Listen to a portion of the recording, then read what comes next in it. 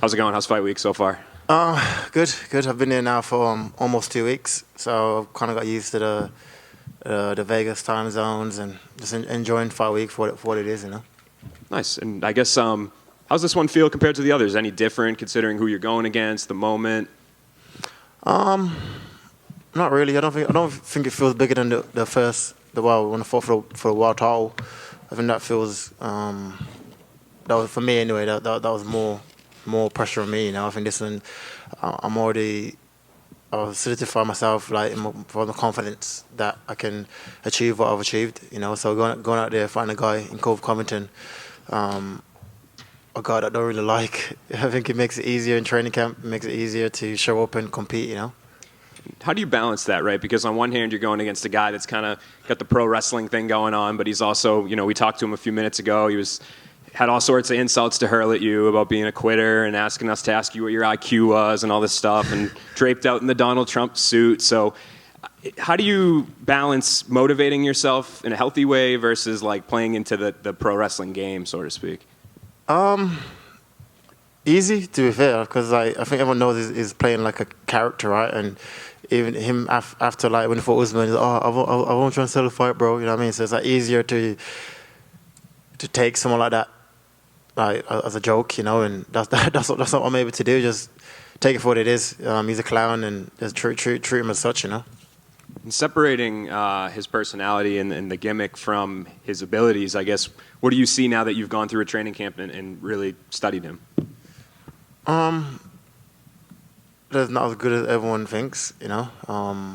He's a guy that's been stopped before by TKO, been choked out before, been taken down before, you know. So there's many ways that you can beat him. He's just a normal fighter that's more scrappy, basically. He's like Usman, more scrappy, basically, you know. And me and my team came up with a great game plan to neutralize everywhere where he's good at, and my aim is to go out there and take him out, you know. And I know when you when you last fought in March, you were kind of lukewarm about him being the next challenge for you. You said that, you know, that wasn't going to be the case. Now that it's here, do you still feel like he's really shouldn't be the guy on the other side? Like if it was a just system, or do you think he should be the guy? I mean, it's exactly Ball right. certainly has a good case as well. Yeah, exactly. So I think no one in this room know why they're fighting for a title, but we're here now, and none of that matters. You know, like I said, all that matters now is Saturday night, going out there, taking him out. I am focused fully on that, and that's it. Whether he deserves it or not, it doesn't matter, because he's fighting anyway for the bout, and that's my aim. And I do want to get your reaction. We got news recently that Bilal is going to be weighing in as the backup. I know he's been asking for a rematch against you for a while. Do you feel like that was the right move? And do you feel like he's going to be the one that's next for you if you get through Colby?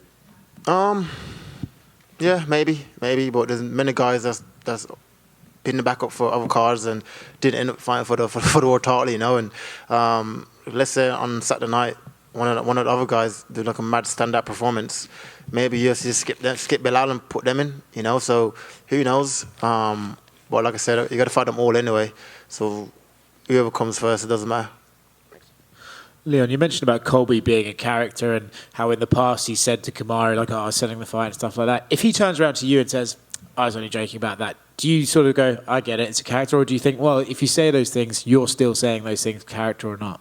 I don't know. I just don't think after we have a beer. Like, maybe in the octagon, as like athletes, like, oh yeah, like, good fight. But I wouldn't be like, go to the club with him after. We're just two different guys, you know. I feel like even without fighting, we just wouldn't be friends anyway. You know, I think his mentality is different from my mentality. His way of thinking is different from my way of thinking, and that's it. You know, we're just two different human beings. And but he sells a fight. I get paid. We all get paid. So here's what it is. So you mentioned that you dislike him. Is that like this guy personally, I can't stand him, I hate him, or is it just like this guy annoys me? No, I don't hate him. I don't know him like that to hate him. You know, I hate the character that he's playing. You know, I find it just strange that a grown ass man is walking around with another grown ass man in his clothes. You know, it's just a weird thing.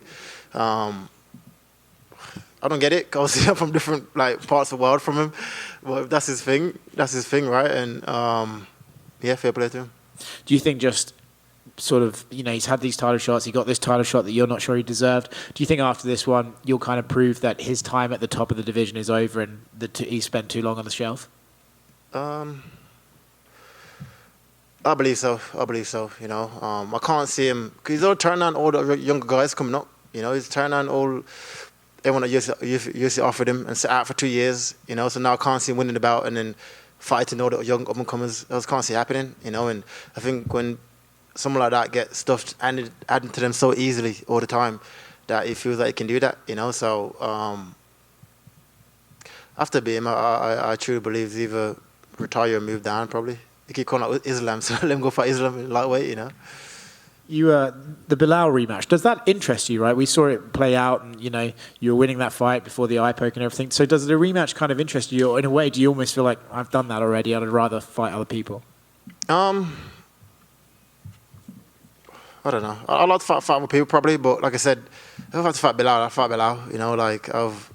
I feel like I've proven that I'm way better than him anyway, just from that one round. And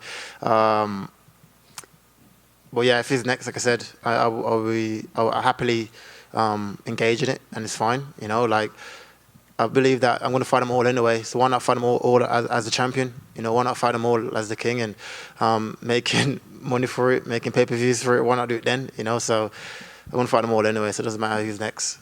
And you mentioned, just a quick one for me, you mentioned his suit and everything, but Colby was in here saying that if he does win that, it's actually going to be Trump wrapping the belt around his waist. So what do you make of that? I don't know. I think the whole scenario is weird. That's what I think. That's what I make of it.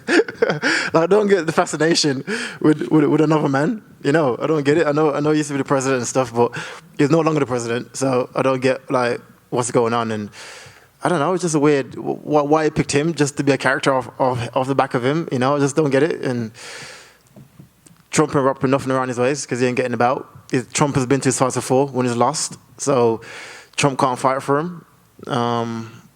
Yeah, just need to grow up and go get a girlfriend or something. You wouldn't want Rishi Sunak to put the belt around you, no? Who? You wouldn't want Rishi Sunak? No. Boris Johnson. Boris Johnson is equivalent to that, right? It's like Boris going to put the bat around me. He's like, bro, no. You know what I mean? Leon down here. Second headlining event in Las Vegas. Obviously, the first one was during COVID times. Topping the bill of a massive card, arguably the biggest card of the year.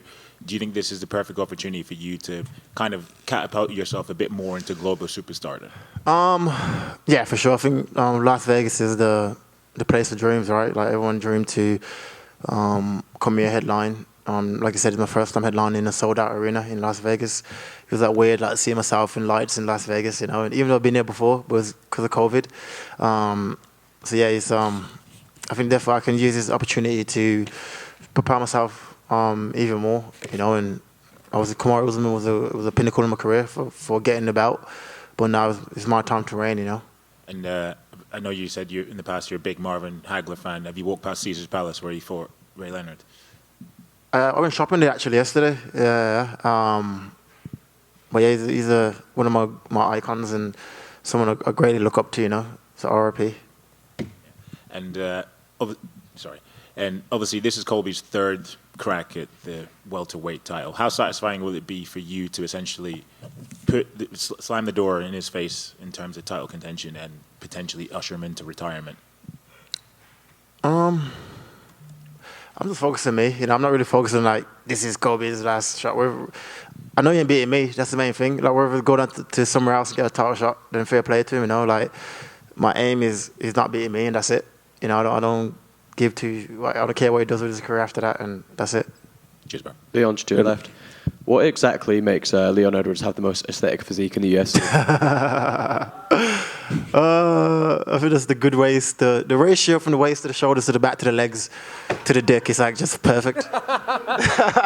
It's all just perfect. What have you made of all the new fans you've got from that? Because you go on one of your Instagram pages. Yeah, I know. Literally every post I put up is funny. All my coaches all start ripping into me about it, but it's so funny. Any chance of a career in bodybuilding after the UFC? Nah, hang on. I'm going to get fat, if anything. And putting yourself as number one, who would you put as number two? Who's got the most aesthetic, other than your brother? I don't know. I don't really judge men by bodies like that, so I don't know. Leon over here. Obviously, I know you guys have a good relationship, but GSP is backing you this week, and I guess how's it like hearing that from a legend like him who held that very belt that you have now? It means a lot. It means a lot. You know, he actually texted me the other night and give me advice, and just he's a great man. You know, he came to the UK before, we went out at dinner, and had a long chat. You know, so for someone that I consider the welterweight GOAT, to be not just stingy with information, but like also willing to help and willing to give advice to the young up and comers. That's chasing for his record. That's what I'm trying to do. You know, I'm trying to beat his record, trying to be the best of all time, and not being stingy with it. I think that shows the kind of person he is. You know, he's a great man, and I wish him well in his retirement. You know. And with the MMA scene being the biggest it's ever been out in the UK, obviously you and Tom now hold belts. Does a win here help your case of potentially taking part in a stadium event out there? Yeah, 100%. 100%. Like I said, having Tom now that went and took him out so quick, I think it only speaks volume to mixed martial arts in the UK, you know, and to have two champs at the same time, I think it's a perfect time to get a stadium show done. You know, I feel like we've definitely earned it over the years, and we definitely deserve it, you know. So, yeah, 100%. And speaking of stadium events, you played in the Soccer Aid charity match. You played as a goalkeeper, and safe to say, it didn't really go out the way you wanted it to. How was that experience like playing in goal? I think the whole experience was just like sick anyway, you know, just for such a good cause, and it was like mad scary as well. Everyone was like charging towards you with the ball. It was different, but like I said, something I want to do again next year because it's for a good cause, and it was fun. And you're an Aston Villa fan. How happy are you seeing the run they're on right now in the Premier League? Nah, I'm chuffed, you know, because like I said, when I first came to the UK, I went straight to, I live in Aston, which is where Aston Villa is, and so to see how well they're doing, and they were like the underdogs, and now they're like reigning, it's just similar to my story, you know, so yeah, I'm happy for them for sure. Would that be where you want to fight at the Villa Park? Yeah, that was sick. If that could happen, that'd be sick. Yeah, definitely. Awesome. Thank you. Leon, we know that you won the title in an epic comeback fashion. You defended it, making a statement. Do you feel like that defense changed the conversation around you as a champion? Yeah, for sure. I think it definitely helped, you know. I think everyone was saying it was a fluke before we knocked him out. So when we went out there and beat him convincingly in my hometown, I think that proves my case that I am as good as what you think I am. And so, yeah, but I feel like this performance I'm going to put on Saturday night, I think that's going to be my standout performance, you know, and that's going to open the eyes to just the confirmation of just how good I am, you know. And was it a breath of fresh air this camp, not having to think about Kamaru Usman after back-to-back camps with him on your mind? Yeah, 100%. I feel like it. Even though I grew in the camps that I've had with Kamaru, it's good to have like a fresh new opponent, similar stylistically kind of fight, but a totally different person that you got to focus on and break down, and so it's perfect.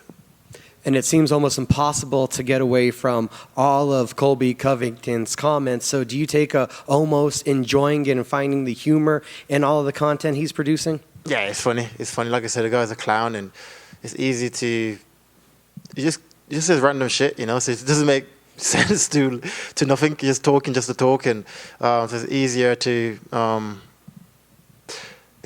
just deal with it and laugh at it, you know. Thank you. Leon, I feel that obviously your grappling has been very underrated through your UFC career, especially your work in the clinch. Is that where you feel that you can be a little bit dominant in this fight and kind of force Colby into a striking match? I'm going for a mixed martial arts match. I'm not trying to keep it on the feet or on the ground or wherever. I'm willing to go where the fight goes. You know, I feel like I said, he's been taken down multiple times in the UFC. He's been choked out in the UFC. He's been hurt in the UFC. So why can't I do it? You know, I was the first guy to take Kamaru down. Everyone thought he can't be taken down. So a guy that can definitely be taken down, that's way smaller than me. So once you feel my size and my strength and my power, I think he's going to feel the difference, you know. Yep. You said that you wanted to retire Colby ahead of this fight. We've not really seen you get that dark and talk about your opponents like that before. What kind of drew out those comments? Do you just want to retire? I didn't think I said that. I think someone asked me, would he retire after the fight? I was like, maybe, because I said I can't see him fighting the younger guys that's coming up. Because he's turned them all down already, and sat out for 2 years just not to fight them. So I can't now see him winning the bout and being a very active champion and fighting all the younger guys that's trying to come up and take his bout, So if he does lose, I think he either walks away or move down to another weight class, Last one from me. Out of the 2 welterweight fights that you share on the card, who do you think is standing out as your biggest opponent moving forward? We'll see Saturday night. Like, who knows? You might say a name today, then Saturday night to get panned out. You're like, but you're no longer in the running. And so let's see Saturday night. You stand out, and we'll go from there. Thank you. Leon, one question over here. Got a lot of big personalities at the press conference tomorrow. 5 of the guys on stage all ultimately want to fight you. Mentally, how do you prepare to deal with all that in front of everybody? It's good because my last fight I was a headline, so I had to sell the card. I was in my hometown. There was a lot of pressure on me, so now I can sit back, let them all bicker and talk shit and go out there and perform Saturday night, So I feel like it'd be an easier press conference for me because Colby chatting shit. Who else? Paddy talks. Ian talks. They all talk, So I just chill, enjoy my time and bounce. Thank you. Leon down here. Are you looking forward to finally facing off with Colby after all these years of him talking breeze? Yeah, for sure, 100%. I definitely want to just have a look at him and let him know that I'm coming in to take him out, and size him up. I know he's way smaller than me, but I still want to see him in person. I've seen him before in London, but I haven't actually face off, so it'd be good to see him soon. Cheers, bro.